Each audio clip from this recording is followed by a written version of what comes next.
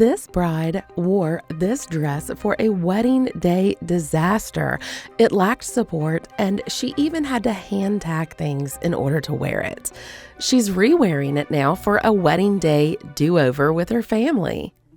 I have quite the checklist to repair, and I'll show you the whole overhaul process, including switching the zipper out for a corset that you can order from Walmart of all places. It sounds scary, but it's easy. Settle in for a visit while I sew the whole project. Here's our checklist of things that we're going to do in this video. Number 1, we're going to do repairs to the lace. 2, we're going to shorten the waist of the dress by 3/4 of an inch. That will fix the bunching and it'll be much more flattering. 3, we're going to undo her emergency darts that she's put here in the bust. She did a good job for fixing this on the fly, but we're going to re-sew it the professional way. 4, replace the boning that is bent or broken. 5, add bust pads that are secure and they have push-ups. 6, we're going to swap the zipper out for a romantic corset back. Let our visit begin.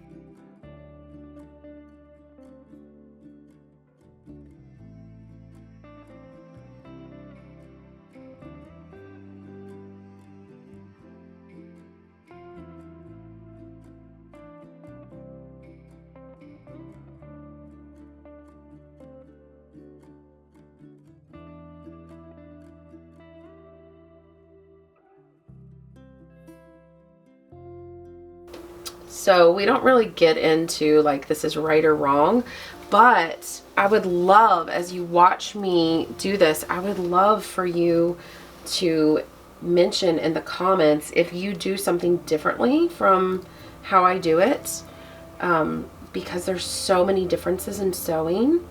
That way I'm showing one way, but somebody else can slide through the comments and see the way that you would do it as well. And I know a lot of people, even the use of the razor can be so controversial. But for me, it just saves so much time. I love using the razor. When I took it up to learn how to use it, I just never looked back.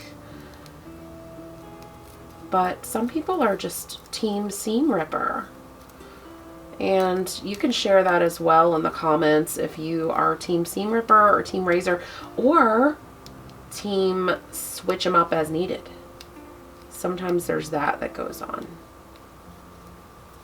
Alright, so to take this waist apart, I need to undo the zipper. We'll have to reset the zipper today. So you'll also get to see that. You'll get to see me put in a zipper.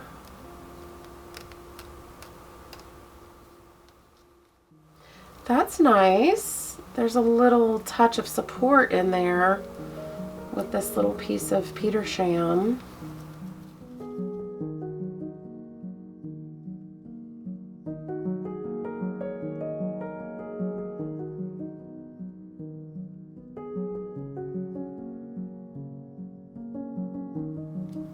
So what I'm doing here is I separated the zipper, and then I'm going to go around and separate the waist, both at the lining layer and for the bodice front, the shell layer.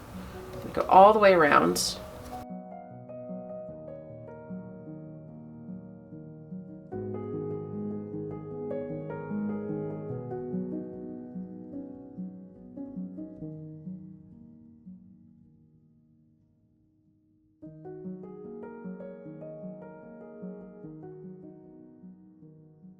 In real time, these alterations can take many, many hours.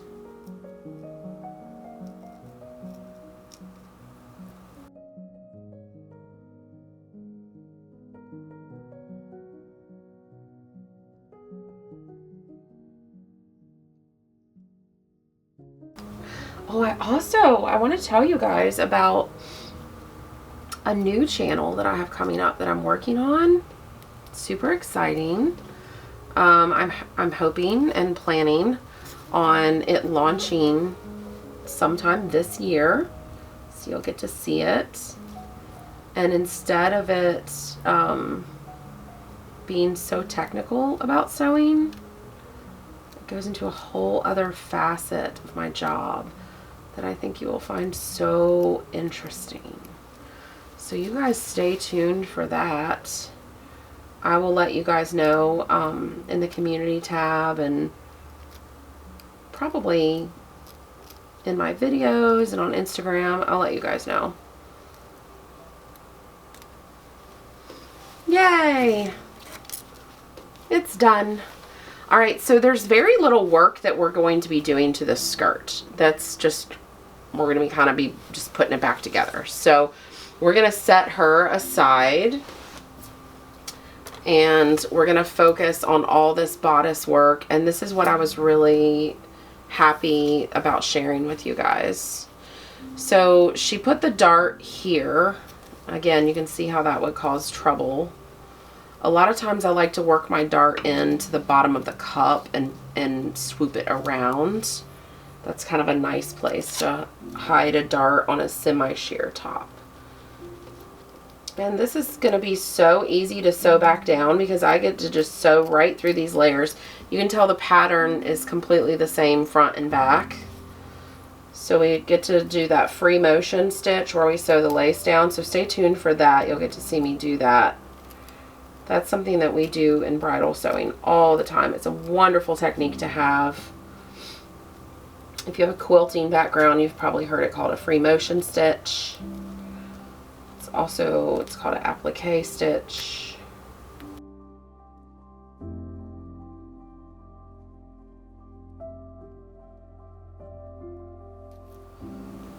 Need to gain access.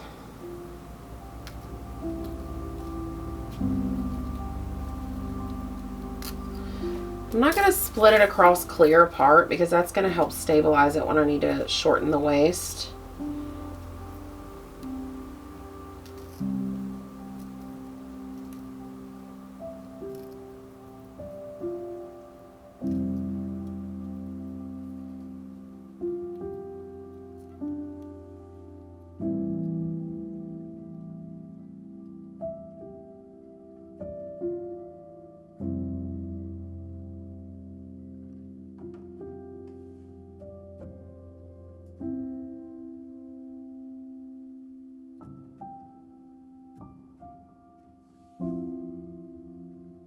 And again, I'm just gonna bring in the bottom of the cup a little bit.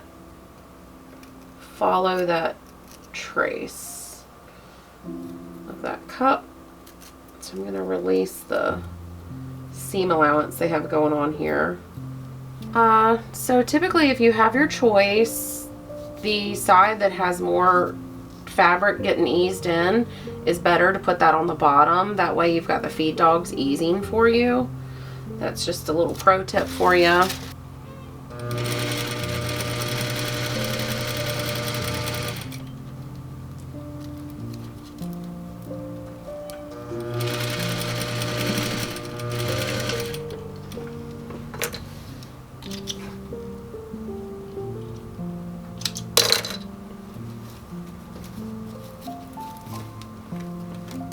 See how natural that looks?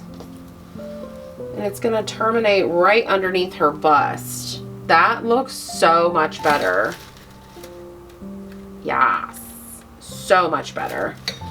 And then sometimes we do have to come in and do like a little bit of a ladder stitch just to help where it terminates.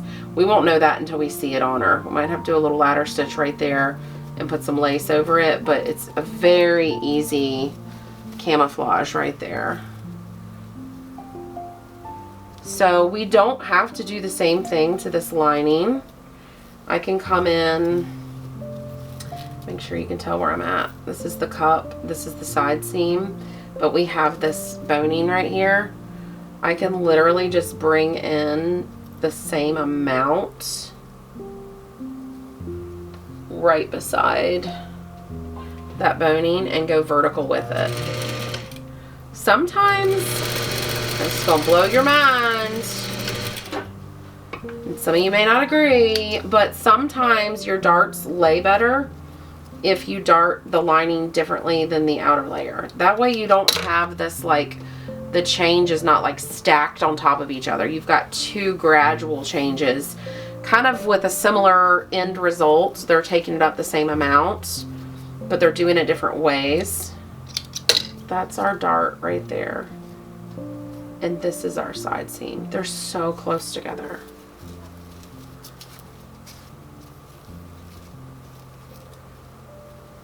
So let's go ahead and add our boning to this. Remember, we're going to shorten this by like 3/4 of an inch. So I want to come up like an inch. So we're just going to do from here to here. And with this being a semi-sheer dress, we're going to have to do semi-sheer boning. So we've got these plastic bones that we can sew right through. I'm going to cut kind of high up on the shank of my scissors so I don't run them. They cut very easy. Cut your little corners off so they're not sharp. And then file them a little bit.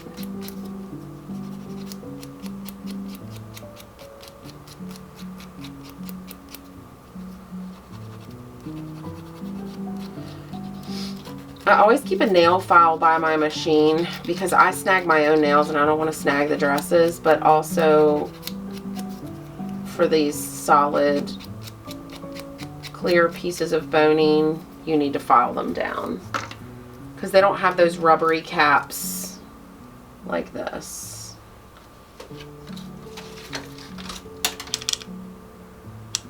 I'm going to give this a nice long stitch length. So I moved it from 2.5 to 4. I'll lay it right there. And I'm going to start by putting this in by hand. You don't ever have the machine to start in on something thick. You can knock it out of time. I'm just going to hold everything in place while I stitch. The size 4 stitch is basically going to make sure that you're not accidentally perforating the boning to the point where it can break easier. That's why the long stitch is important there. Alright, so now I'm going to get this top edge of the bodice. I'm going to get it aligned. And they have that seam allowance of the underbust pushing up. So I made sure that I did that. That way it doesn't have a twist in it.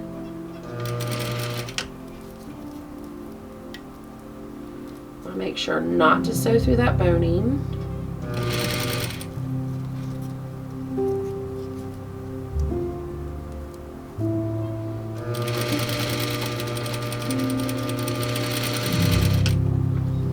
Alright, so we got that. Now we have to do our understitching.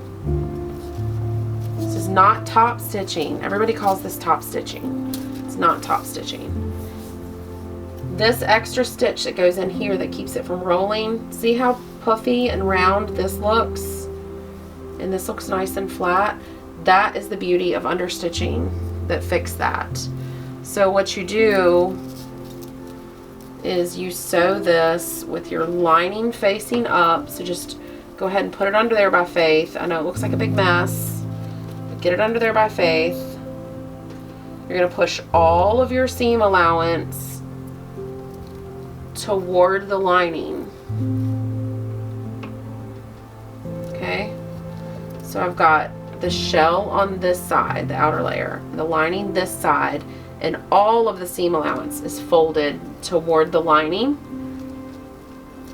And I'm just doing it about the width of my presser foot here. This is a left-right invisible zipper presser foot, and I use it almost like a universal presser foot. It's my most commonly used presser foot. I love how narrow it is. But I use about that width to stitch it down.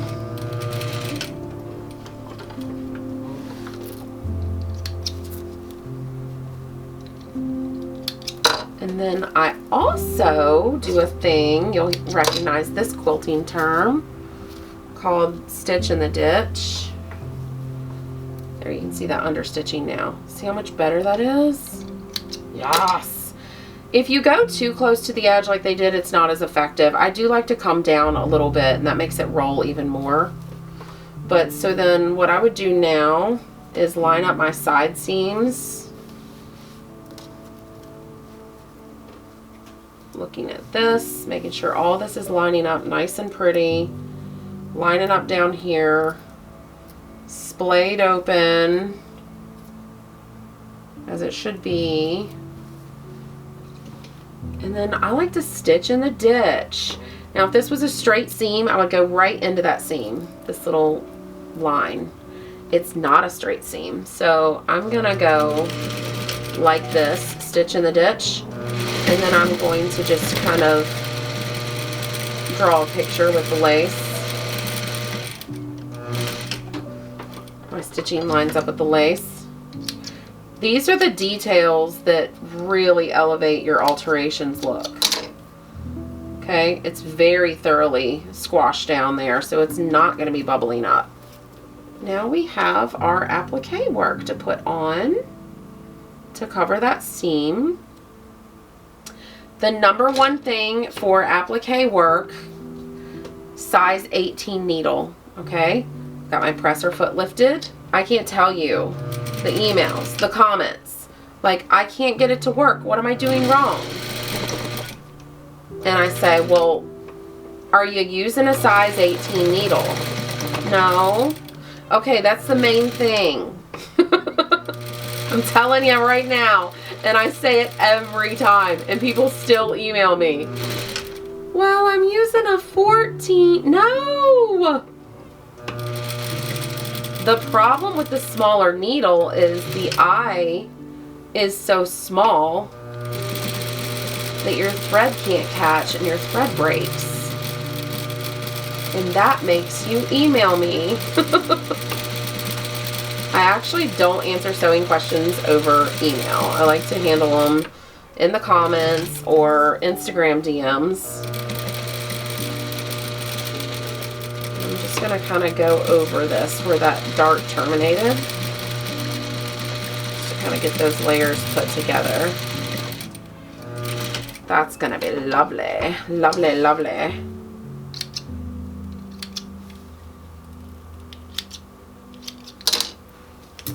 Neat as a pin. Neat as a pin. Alright, so I'm going to do the other side exactly like that. And I'm not going to make you watch me do it. It's going to derivate not one bit from what I just did. And then I will bring you back on board when it's time to shorten the waist. 1, 2, 3.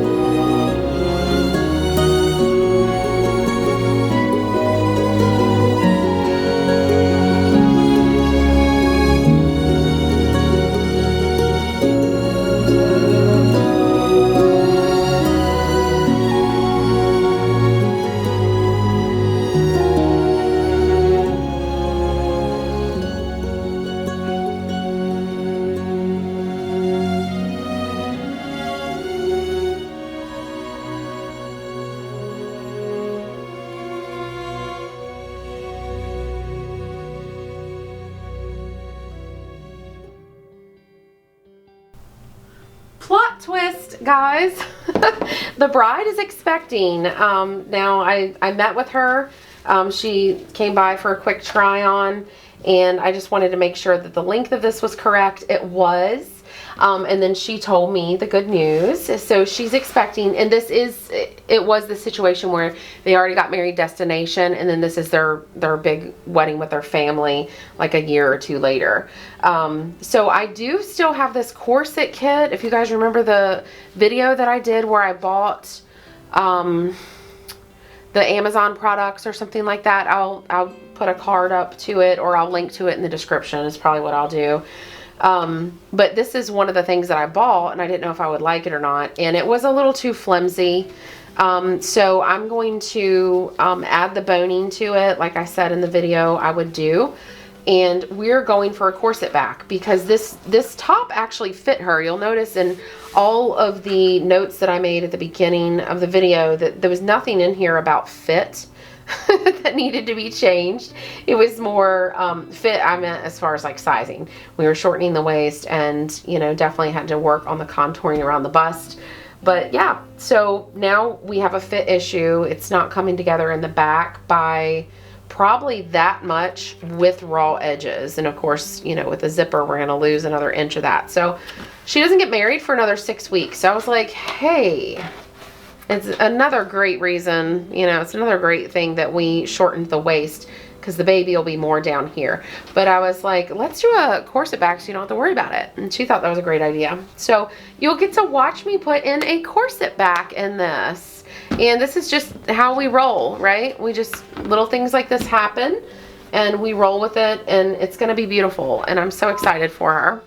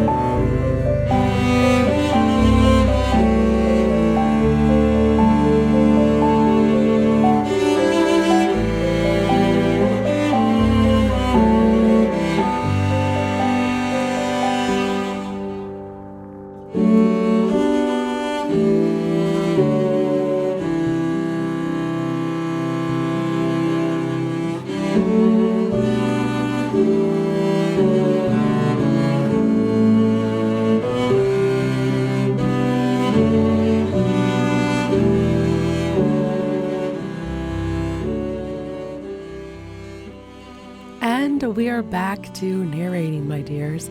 So I'm finding the center front of the skirt here. So I aligned 2 of the seams. This is the center front, and I'm just gonna snip a little triangular notch in there. Marking the center front, if it's not already there, is the gift that keeps on giving. So I'm marking it for both the lining and the outer layers of the skirt. And it's going to help us get everything nice and aligned. Oh, it just makes everything so much easier. Please don't ever skip this. Once you start doing this, you'll never go back. All right, so we're going to attach the outer skirt layers to the bodice.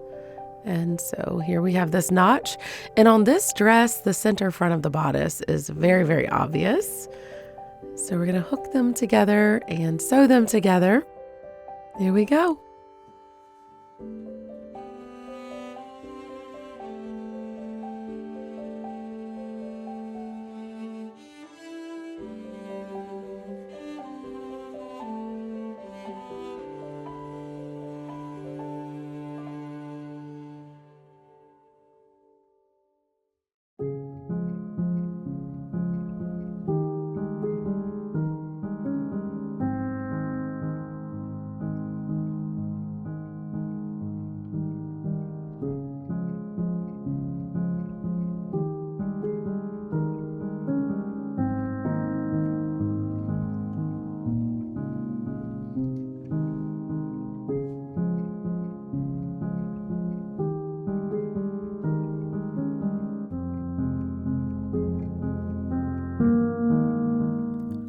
Now we're gonna kind of flip the dress to where the lining, the right side of the lining, is facing the inside of the bodice. And we're going to sew that together so that you have a nice finished seam there at the waist. All of the seam allowance is going to be between the skirt layers. So that'll be the seam allowance of the outer skirt layers, and then the seam allowance of the bodice, and then the seam allowance of the lining. It's all going to be stacked together. And then when you unfold it back out the right way as it should be, all of the parts that are going to be facing the body of the bride, the inside of the bodice and the right side of the lining, they're all going to be facing the body of the bride. So I hope that made sense, but you can see where I have this. This is the seam allowance of the lining facing up right now, and then all those other seam allowances that we just sewed together. Now, call me crazy, it won't be the first time, but I like to sew when I'm putting a skirt together. I like to start at the center front and sew to the zipper, and that's what I just did here. And then I flip it around and I sew from the other side of the center front all the way to the zipper. And for me, this just really minimizes the amount of walking that's going to happen with the fabrics. It just makes it a lot easier to line things up and make sure it's symmetrical.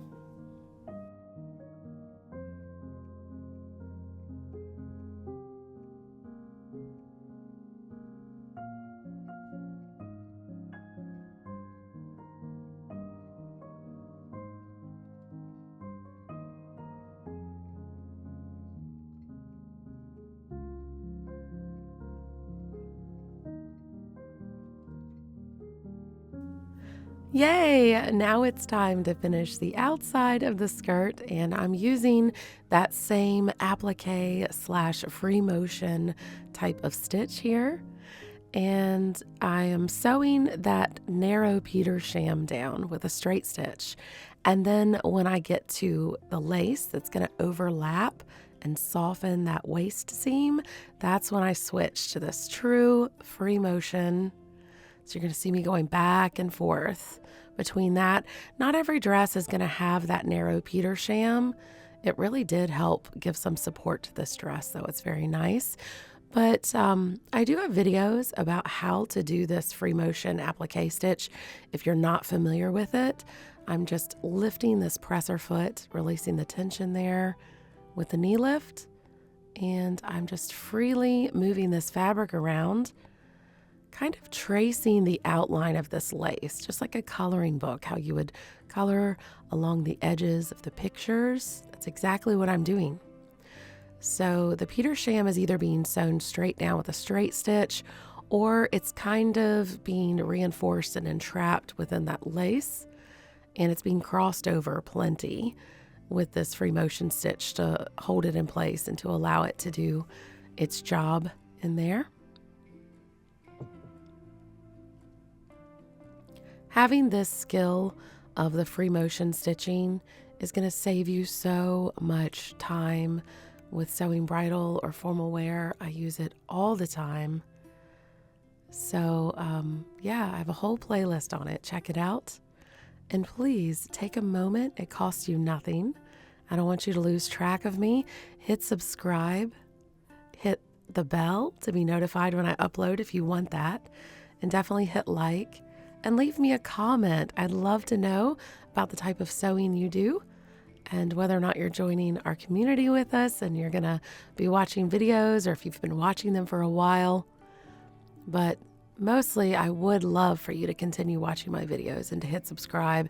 It helps me more than you can imagine, and it's absolutely free for you. All right, so I'm going to clean this up at the halfway point, and then I'm going to keep on going all the way around.